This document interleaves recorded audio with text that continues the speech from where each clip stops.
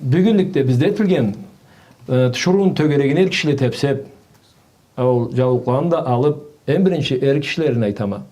Sizde revnas degen yok mudu? Sizni er kişi tuşuruğunu cavluğun bir pastorun er kişinek teşere gerekti. Hem de o tögeregine tepse geldik aytama. Ne işiniz var? Siz bir evini tuşuruğunu başından cavluğunu teşerge. Bu zatını ne koyasız, ne gettiresiz bullay zatlarını.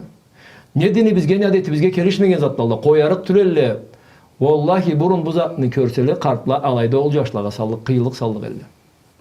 Bir evini üy biçesini başından cavluğun pastorun yer kişi teşet.